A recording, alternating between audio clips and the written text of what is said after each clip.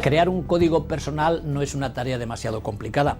Una cuestión que sí plantea más dificultades es saber cuánto hay que subrayar.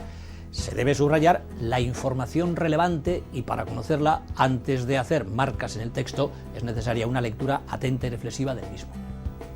Para que la lectura sea comprensiva, hay que analizar el texto con cierto detalle para obtener una comprensión profunda.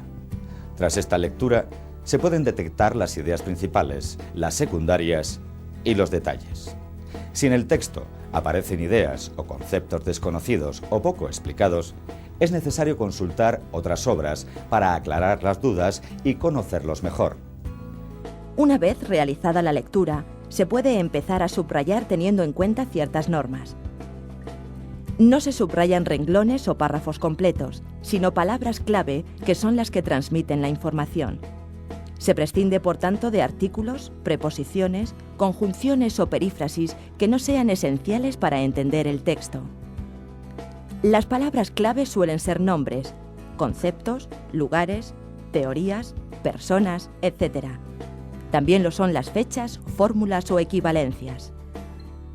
Cuando el texto enumera una serie de características, se enmarca el concepto general y se subraya cada uno de los elementos de la serie.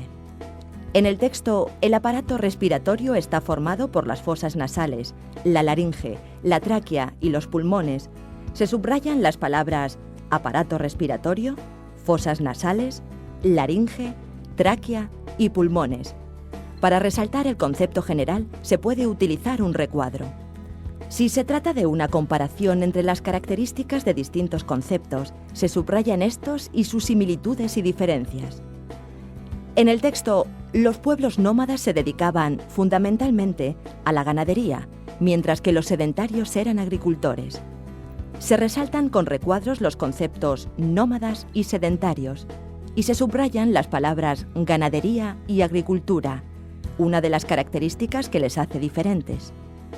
Para establecer conexiones entre el concepto y su cualidad, se pueden utilizar flechas. Se subrayan las definiciones de los conceptos principales y algunos de sus ejemplos. En el texto, el sistema solar es el conjunto de planetas y satélites que giran alrededor del Sol. La Tierra y la Luna forman parte de este sistema.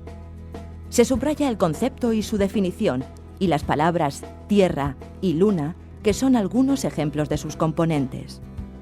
Cuando se plantea una cuestión y varias de sus respuestas, se subraya la pregunta y los diferentes planteamientos que surgen tras ella.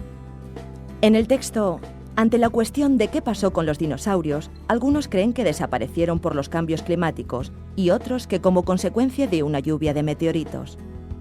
Se subraya la pregunta resumida en las palabras ¿qué pasó? Y dinosaurios, y después las respuestas que se recogen en las palabras cambios climáticos y lluvia de meteoritos.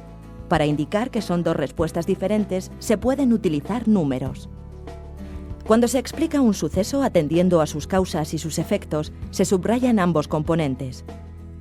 En el texto, si calentamos el agua a una temperatura de 100 grados centígrados, ésta se evapora. Se subrayan las palabras calentamos, agua, temperatura y 100 grados, que son la causa, y la palabra evapora, que indica la consecuencia. Para establecer esta relación causal, podemos utilizar una flecha. En todos los casos, el subrayado puede ir acompañado de anotaciones al margen que ayuden a clarificar o a organizar los diferentes contenidos.